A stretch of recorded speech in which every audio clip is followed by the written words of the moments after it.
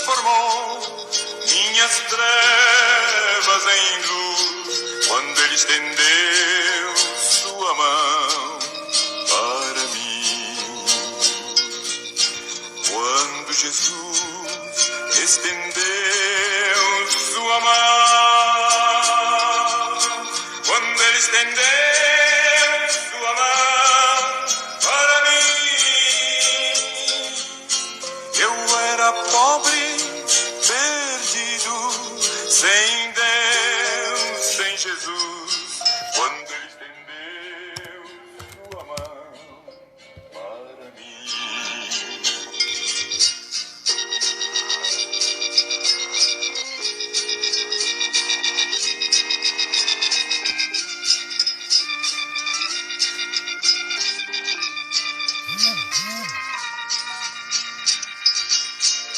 Agora me regozijo desde que eu aceitei, e na tempestade eu posso sossegar,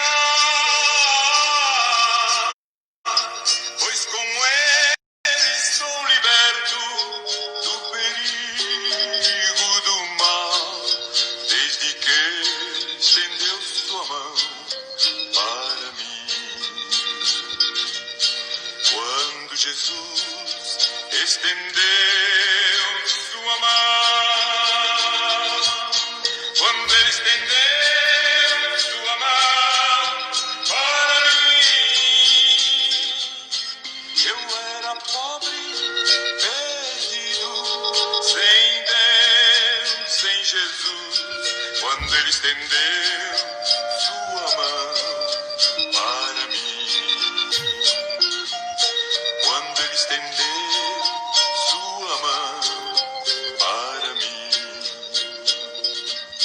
quando Ele estendeu sua mão para mim.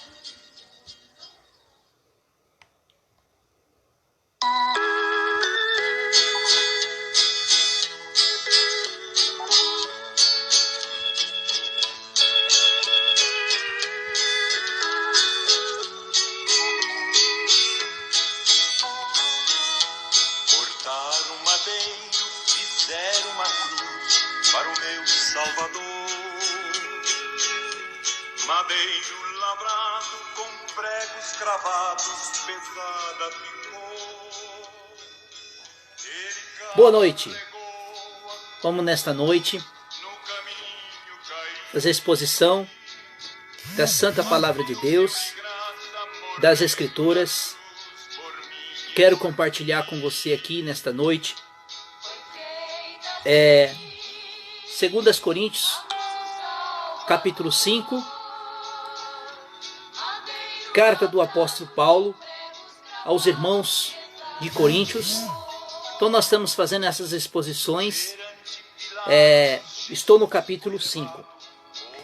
Aqui Paulo, ele vai falar da esperança, a esperança do salvo, a esperança cristã, a esperança daqueles que foram remidos pela cruz do Calvário, que foram remidos pelo Senhor Jesus, que tiveram as suas vidas salvas pelo sacrifício de nosso Senhor e Salvador Jesus Cristo.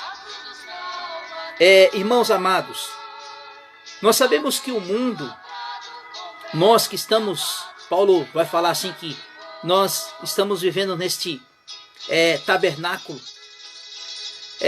nós temos, todos têm esperança. Quem que não tem esperança que as coisas melhoram? Quem que não tem esperança de ter um bom emprego? Quem que não tem esperança de estar doente e ser curado? Todos têm. Quem não tem esperança de se formar numa faculdade? Quem não tem esperança de uma vida melhor? Mas a esperança que Paulo vai colocar aqui é a esperança da vida eterna, de estar com o Senhor. Aí ele vai dizer que neste corpo que nós vivemos, nós passamos angústias, tristezas, depressões, doenças, enfermidades, todas essas coisas. Mas a esperança do salvo, é estar com o Senhor. Por isso ele diz assim, o versículo 5, sabendo que se a nossa casa terrestre deste tabernáculo se desfazer, temos da parte de Deus um edifício, uma casa feita não por mãos humanas, mas eterna no céu. Então quando Paulo fala aqui, irmãos, sabemos que se nossa casa terrestre, o nosso tabernáculo se desfazer, ele está falando do corpo físico.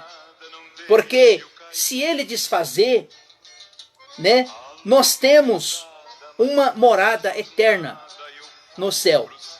Versículo 2. Por isso, também gememos. Gememos por quê?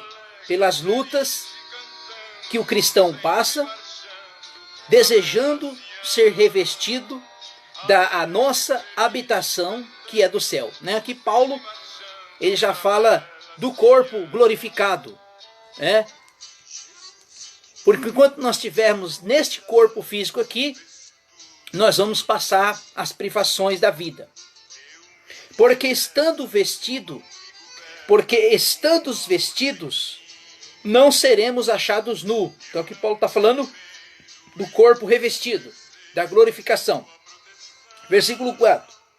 Por isso também nós, os que estamos nesse tabernáculo, quer dizer, o nosso corpo, gememos, angustiados, não porque queremos ser despidos, mas revestidos para que o mortal seja absolvido pela vida.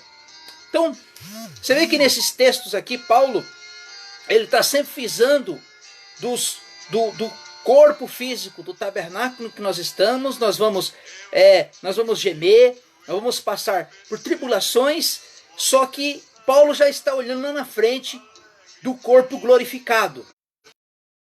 Quando o Senhor Jesus voltar para arrebatar a sua igreja, nós vamos ser as primícias, nós vamos receber o corpo glorificado. Versículo 5. Ora, para que isso mesmo nos preparou, foi Deus, o qual nos deu o penhor do teu Espírito. Que penhor é esse, irmãos? Que Paulo, nas suas cartas, ele fala desse penhor. Penhor é uma herança que Cristo, que Deus nos deixou, para que todo salvo ele recebe, quando ele é inserido no corpo do nosso Senhor e Salvador Jesus Cristo. Então aqui Paulo, o Senhor Jesus, ele disse aqui em João 14,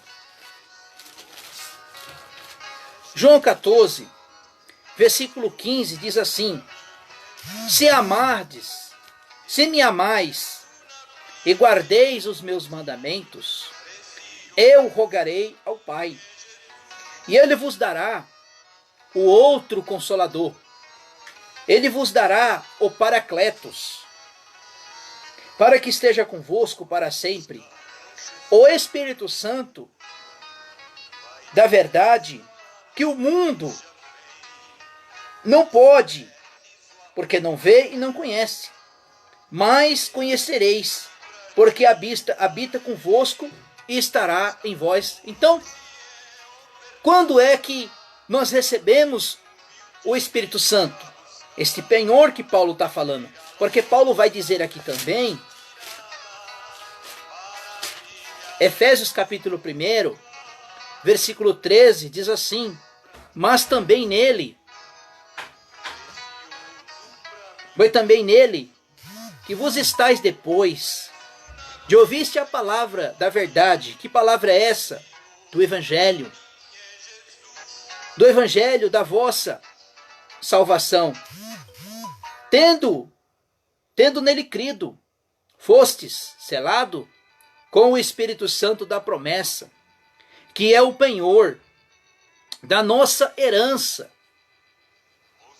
para a redenção da prioridade de Deus em louvor de sua glória. Então, esse penhor, amados irmãos, é uma garantia que Deus nos deu o Espírito Santo para os salvos, para os que foram inseridos no corpo de Cristo.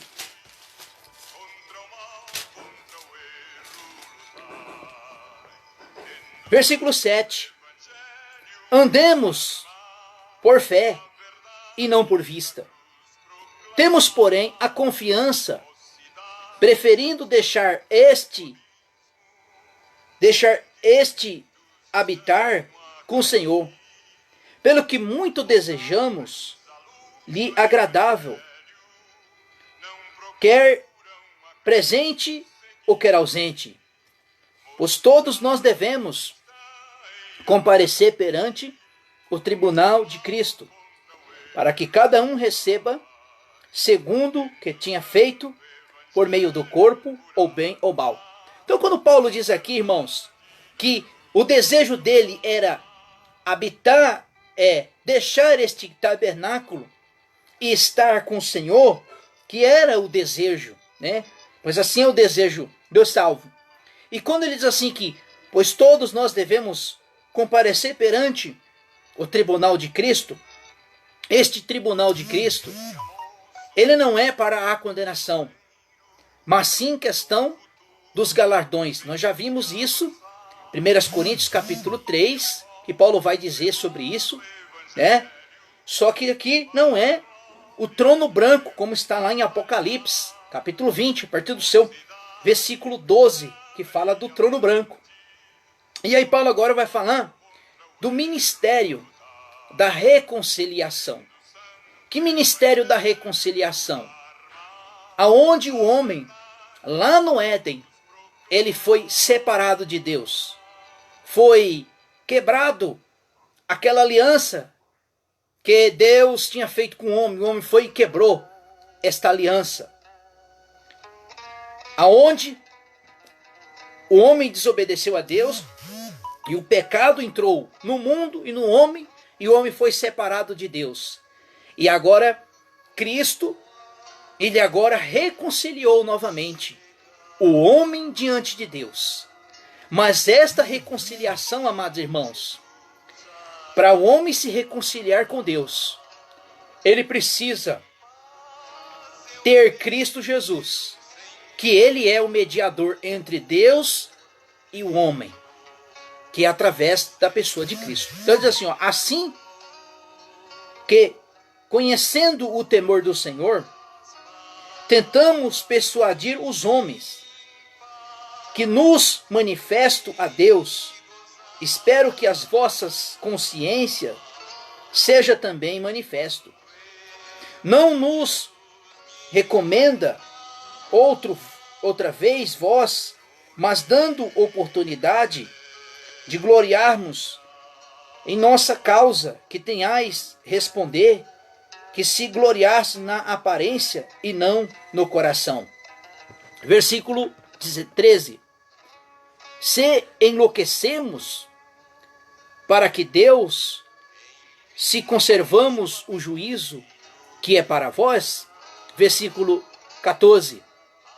Pois o amor de Cristo nos constrange, julgando nós isto, um morreu por todos, e todos morreu por um. O que Paulo está dizendo aqui, no versículo 14? Que um morreu. Quem é esse que morreu? Foi Adão.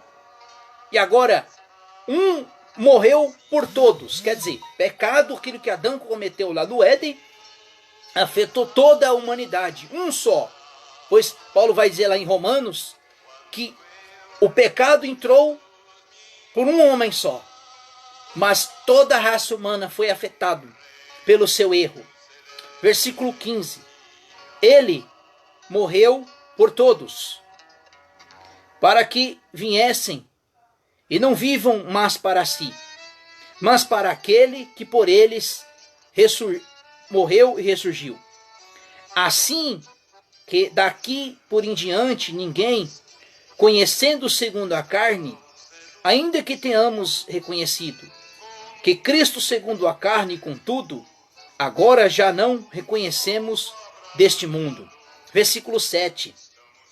Porquanto, se alguém está em Cristo, nova criatura, as coisas velhas se passaram, tudo se fez novo.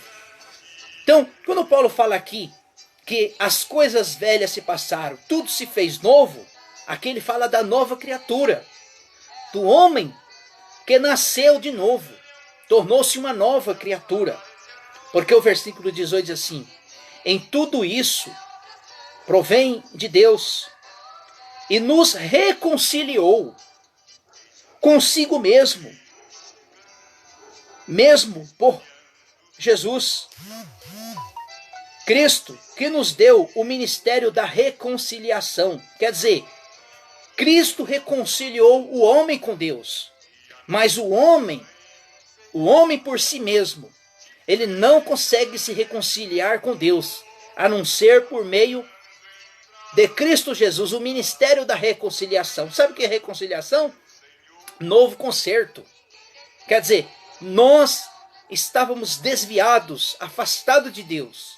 E agora Cristo reconciliou nós para com Deus.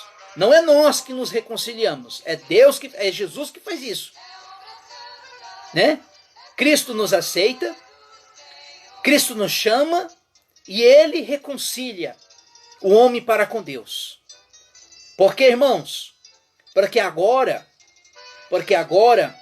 Deus agora já não olha mais com a ira dele sobre o salvo. Por quê? Porque agora Deus ele olha para aquilo que Cristo fez no Calvário. Versículo 18, com tudo isto provém de Deus que nos reconciliou consigo mesmo por Jesus Cristo, que nos deu o ministério da reconciliação. Quer dizer, o que é reconciliação? A reconciliação que está voltando aquilo que o homem perdeu lá no Éden. Só que agora essa reconciliação ela se dá por meio de Cristo. Por meio de Cristo Jesus. Jesus disse: eu sou o caminho, a verdade e a vida. E ninguém vem ao Pai se não for por mim. Eu não, por meio de Cristo. Então, Paulo vai dizer aos Timóteo que Jesus, que Cristo, é o único caminho.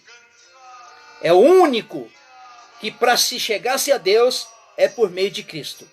Você sozinho, você não vai conseguir. Versículo 19. Isto é Deus estava em Cristo, reconciliando consigo o mundo, não imputando os homens os seus pecados, e nos confiou a mensagem da reconciliação. Versículo 20. De sorte que somos embaixadores da parte de Cristo, como se Deus nos resgatasse, rogamos da parte de Cristo, que nos reconciliou com Deus. Aquele que não conheceu o seu pecado, ele nos fez pecado por nós, para que nele fôssemos feitos justiça de Deus. O que Paulo está dizendo aqui, irmãos? Aquele que não se fez pecado. Quer dizer, está falando aqui de Cristo. Cristo não houve engano na sua boca. Ele não pecou. Porque Isaías vai traçar sobre isso. Porque aquilo que estava sobre nós caiu sobre Cristo. E outra, no Velho Testamento, na Velha Aliança, quando ia escolher um animal para levar à morte, ele tinha que ser perfeito, sem mancha, sem nada. Ele tinha que ser perfeito. Quer dizer, um inocente morria no lugar do culpado. Era feito isso. O homem pecava e ia lá e oferecia o sacrifício, um animal que seja, e aquele animal, ele morria no lugar do culpado. Foi isso que Cristo fez. Ele morreu no lugar. Ele morreu no nosso lugar. Por quê? Porque o único que poderia cumprir tudo isso era Cristo. Porque ele não tinha culpa alguma sobre si. Por isso que Isaías vai dizer, ele levou sobre si todas as nossas dores. E o castigo que estava sobre nós caiu tudo ali na cruz do Calvário.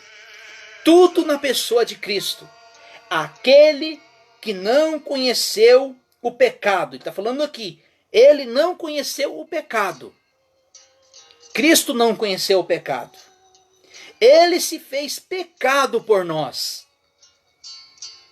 Para que ele fossemos feito justiça de Deus. Onde é que Deus opera a sua justiça? Nós sabemos que Deus ele é justo. Ele tanto age quando ele quer agir sua justiça, ou para o bem, ou para o mal, que ele vai operar sua justiça, que Deus é amor, dele não há engano algum, mas o homem para se tornar justo, meus irmãos, o homem para se tornar justo,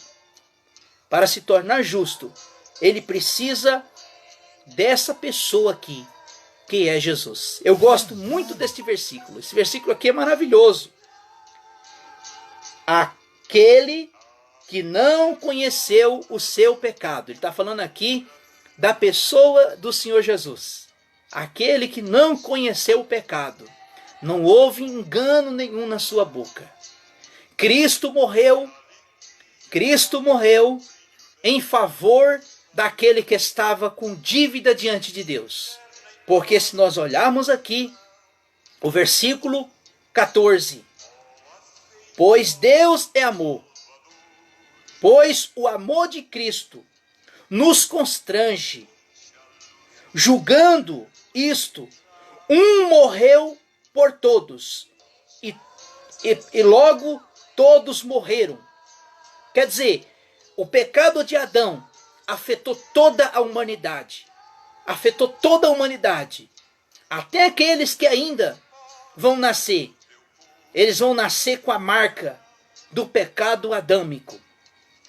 Se dizer que ele não tem pecado, mentiram, as crianças mentiram para você. Porque ele já nasce com a natureza do pecado. Já nasce cravado a natureza do pecado na sua carne, na sua mente, no seu coração. Só que ele precisa ser lavado e remido pelo sangue do Cordeiro, daquele que morreu no Calvário.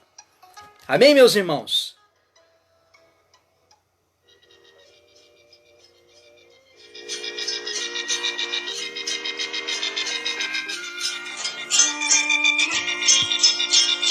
Paz, irmão Carlos.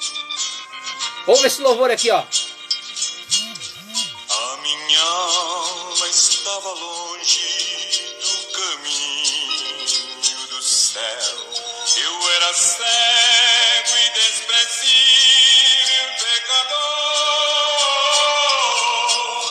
Mas Jesus já transformou minhas trevas em luz quando Ele estendeu sua mão para mim.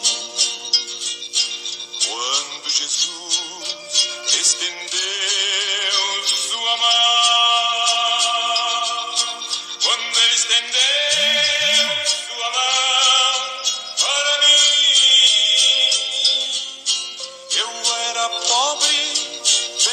eu era pobre, perdido. Cristo me achou, Cristo te achou. Quando Ele estendeu sua mão para mim. Luiz de Carvalho.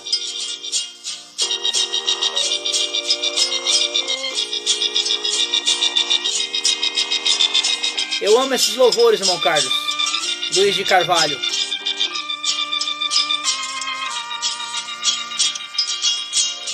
Agora me regozijo desde que eu aceitei, e na tempestade eu posso sossegar, pois com Ele estou liberto do perigo.